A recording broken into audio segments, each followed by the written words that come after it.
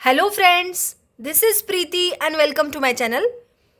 आज मैं आप लोगों के लिए एक नया गेम लेकर आई हूँ। Navratri theme kitty party game. Navratri में हम 9 देवियों को पूजते हैं। हर दिन एक नई नई देवी आती है और हम उनको पूजते हैं, पूजा अर्चना आरती करते हैं। तो उसी थीम पर आधारित आज का Navratri theme kitty party game है। इस गेम के लिए कोई ज़्यादा प्रिपरेशन करने की ज़रूरत नहीं है।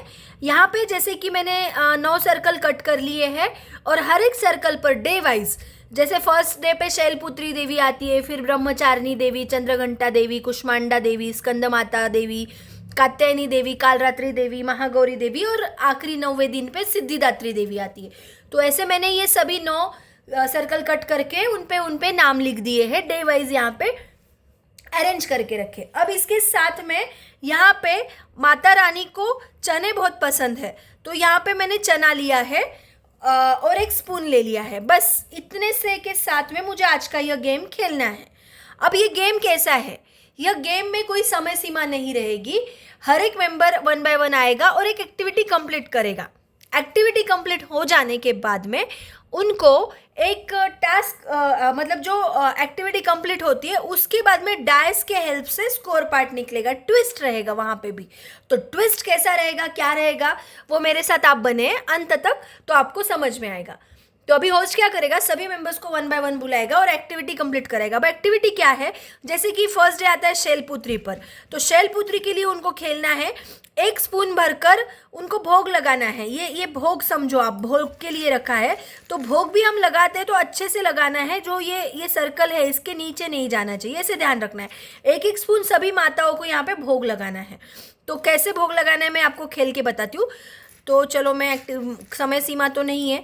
यहाँ पे बाहर चने नहीं गिरने चाहिए और यहाँ पे जो सर्कल है इसके बाहर भी, जैसे 1 स्पून ले लिया है मैंने, और मुझे ध्यान रखना है कि ये बाहर भी ना गिरे। अगर बाहर गिरता है तो ये कंसिडर नहीं होगा। ये जितना भी बाहर आता है ये मैं निकाल लूँगी, ठीक है। ये यहाँ पे आ गया। अभी ये मैं 2nd स्पून ले रही हूँ ब्रह्मचारिणी माता के लिए। तो बहुत ज़्यादा भर के लूँगी तो बाहर आएगा ही, तो मुझे वो भी ध्यान रखना है कि ना आए। अभी ये देखो, ठीक है।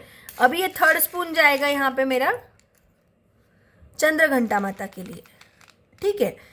अब ये यहाँ पे आ गया, राइट। वो सभी आ गया था इसलिए स्पून पे आ गया। अभी कुष्मांडा माता के लिए तो देखो ये बाहर चले गए, तो जो बाहर गए हैं मैं निकाल देती हूँ, ठीक है। अब स्कंद माता के लिए, जो 5वें दिन की हमारी माता है, उनके लिए खेलना है।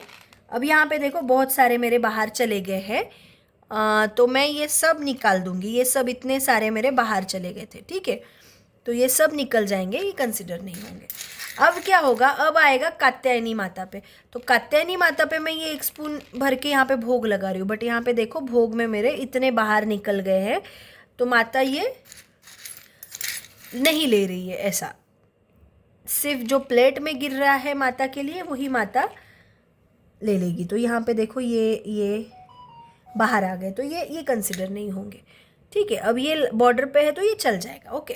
अब ये महागौरी, मतलब जो हमारी 8वें दिन की माता होती है, उनके लिए तो देखो अगर मैं ज़्यादा भर के ले रही हूँ तो वो उतना ही बाहर जा रहा है। तो हमें देखना है खेलते वक्त कितना लेना है। तो यहाँ पे ये आ गया, ठीक है। तो ये कंसिडर नहीं होगा। अब 9वें दिन की माता है हमारी सिद्धिदात्री। तो अब सिद्धिदात्री के लिए हम खेल रहे हैं। तो देखो ये मैं सिद्धिदात्री के लिए, तो अब उन पे ही ये इतने सारे कंसिडर नहीं होंगे। अब ये मेरी एक एक्टिविटी कंप्लीट हो गई। अब आती है बारी स्कोर पार्ट की। तो स्कोर पार्ट कैसे होगा? स्कोर पार्ट होगा इस डायस से, बट डायस से भी कैसे होगा मैं आपको खेल के बताती हूँ। ये पहला दिन है, पहला दिन यानी कि ऑड नंबर, तो मुझे डायस रोल करना है।